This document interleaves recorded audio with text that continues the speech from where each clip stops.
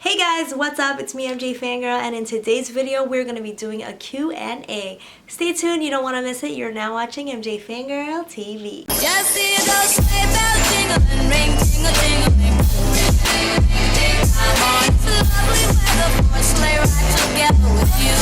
Alright guys, so we got a lot of questions here. I'm looking and I have over 50 questions. I'm going to try and answer as many as I can in this video. So, let's go. Alright, so let's go with the first question. Do you wish Neverland can be open as a museum? Not really. I mean, I feel like Michael Jackson had, some experiences that made him say Neverland is no longer my home after a while. Although we as fans may look back at Neverland as like this beautiful, amazing place, I do think that it has been tainted in some way, and I don't know that I feel that Neverland is the place for the Michael Jackson Museum. Do I want a Michael Jackson Museum? Yes, but I would rather it be in a place that is open to high traffic. Also, Neverland is just in a really hard to access area. From what I've heard, I've never been. Goals for 2020, but yeah, I would love to see a museum, but not necessarily at Neverland. Do you ever get annoyed by how Thriller overshines his other albums? Not really. I don't really feel like it overshines his other albums for a wrong reason. I mean, it's the best-selling album of all time because it's got so many classic songs on it. Streetwalker or Serious Effect? Definitely Streetwalker. What songs would you have loved to see Michael perform live? I would have loved to see Michael do I Can't Help It live. I would have loved to see Michael do some of the songs from Invincible live. Like, what comes to mind for me really is like a song like Butterflies or Break of Dawn. That would have been really cool. Are you going to have another MJ Christmas party this year? And if you do, will you film it? Yes, there is going to be a Christmas party with me and all my MJ girlfriends. They're not my MJ girlfriends. I mean, they're all fans. I shouldn't call them my MJ girlfriends. They're my friends now, but they're all fans, and we'll be having our annual Christmas party, and I will be vlogging it, so stay tuned for that. That'll be a part of Vlogmas. Alright, so I really like this question. What are 3 songs that you just can't seem to connect with? Off the bat, I could say Beat It. You've heard me say this on my channel before. Beat It is just very rock and roll for me, and for me, I love like a soulful, very, I guess like an R&B type of Michael Jackson more than anything, and Beat It is just too rock and roll for me. Like, I love Give In To Me because it's more mellow, it's more chill, but like, even Dirty Diana I can do, but Beat It is just not a favorite of mine. Like, I would listen to it and I'd happily sing along with it if I'm out in a crowd or if I hear Michael Jackson in public. I'm not going to be like, oh, turn it off. But at the same time, if I'm riding in a car or I'm on my commute, I usually hit skip for that. Another 2 songs that don't connect with me are Little Susie and Someone in the Dark. Okay, Little Susie I don't like because it just creeps me out. I respect the story, I respect the fact that it's great music. I just can't get with it. I've never connected with that song. Someone in the Dark freaks me out, and I really actually like the song, but what I don't like is the E.T. reference. E.T. used to give me nightmares as a kid, so that song I just don't want to touch. And even now when I see E.T. I'm like, ooh, this is a good one. What is a favorite memory of yours relating to Michael when he was alive? Okay, so obviously my first most favorite memory is gonna be seeing him live in concert in 2001. I saw him the day before 9/11. I was a freshman in high school, and that was a really, really good experience. It was a great, like, I don't know, it just felt really good to be able to finally see him live.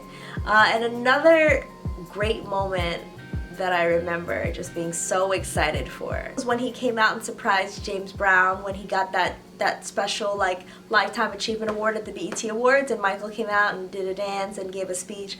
I was shook because I was watching that, like, just to watch it, just to watching the BET Awards with my family or whatever, and Michael came out and I was just like, oh my goodness, and he had on these jeans and the rhinestones, and it just took me for a wild ride. I was like, oh my gosh, I love Michael Jackson. That was the best surprise ever. Alright, so favorite Michael Jackson song, Human Nature. What are my favorite foods? Well, alright, so my favorite foods, I'm like a huge sweets person.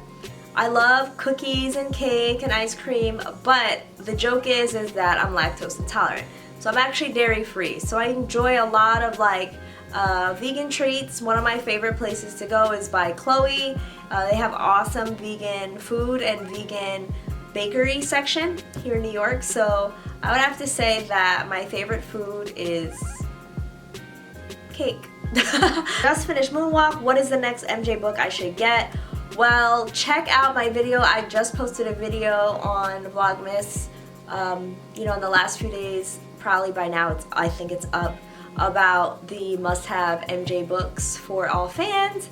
And you could also check out the video that I made 2 years ago, also related to Michael Jackson books. But I really recommend any of those books. Just offhand, I would say if you have Moonwalk, I would definitely get Dancing the Dream next.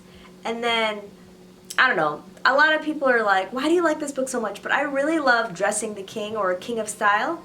I love that book by Michael Bush. I just feel like it just brings to life so much of Michael's character, like in terms of like who we saw. You know, it just brings, some of those outfits and stuff are just so iconic, and it just brings him into like a space where he's real, you know, because you have the Michael Bush talking about like how his measurements and how he moved and like how they had to construct the costumes, and I don't know, I just really like that. So it all depends on what you're looking for. Definitely check out my videos on book recommendations. If Michael was here, do you think he would do more concerts? No, I don't.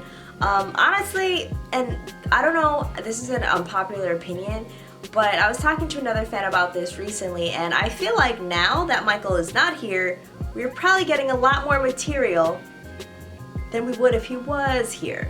And I'm just saying that to be honest. I feel like that Michael was at a point where he'd done so much and accomplished so much, and he really was focusing on being a father and, you know, enjoying life, and I don't feel like we would have had that many releases or new music videos or anything. I mean, I'm sure we would have had some, but I don't think that Michael would be like, all right, you know, Invincible World Tour or whatever. I don't think we would have had that. Do you ever get emotional or sad when you watch his concerts or videos?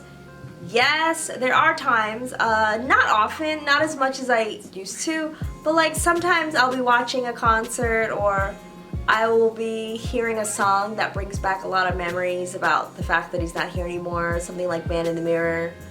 Man in the Mirror is really it. Like that, or Never Can Say Goodbye, or Music and Me.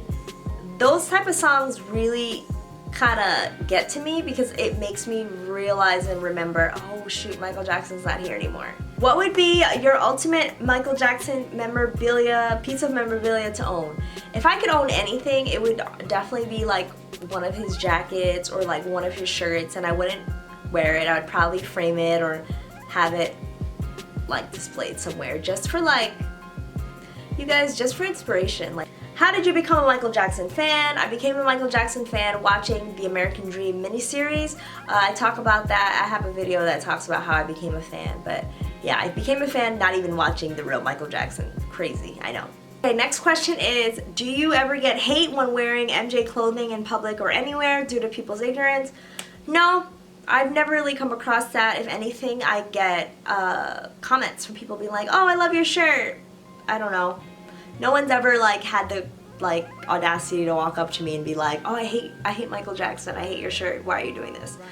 That would be sad if it happened, but it's never happened to me. Comment below if that's happened to you, because I feel like that doesn't really happen too often, unless you're in like a school setting. Like I remember in high school I used to get like teased or talked about like, why are you wearing that shirt?